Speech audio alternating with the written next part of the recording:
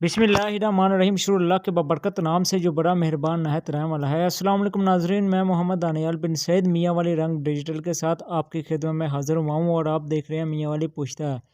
ناظرین، D H Q hospital میاں والی میں سٹاف کی غفلت، لاپرواہی اور اپنے فرائض منصبی کو سر انجام نہ دینے کی ویڈیو بھی آپ کے سامنے ہے۔ پہلے تو ڈاکٹروں کی غفلت، سستی اور غیر حاضری سننے کو ملتی تھی، لیکن اب تو سویپر سٹاف بھی اپنی ڈیوٹی سر انجام دینے سے قاصر ہیں۔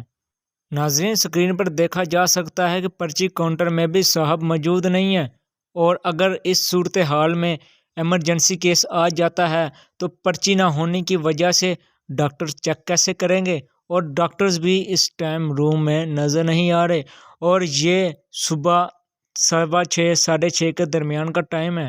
ناظرین، اسکرین پر دیکھا جا سکتا ہے کہ ڈی ایچ کیو ہاسپٹل میاں والی کا ایمرجنسی وارڈ کباڑ خانہ کا نظارہ پیش کر رہا ہے۔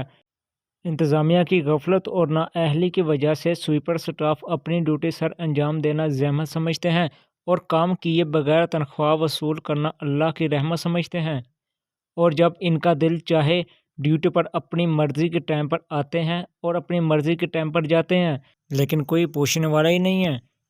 جیسے ان بھائی صاحب کو دیکھ لیں، یہ اپنے ٹائم سے پہلے ہی ڈیوٹی آف کر کے جا رہے ہیں۔ جب ان سے بولا گیا کہ بھائی جان آپ اپنا کام کیے بغیر جا رہے ہو اور ٹائم سے پہلے ہی جا رہے ہو، ان بھائی صاحب نے کہا ہے کہ ہم تو جا رہے ہیں، جو کرنا ہے کر لو، لو کر لو بات جو کرنی ہے۔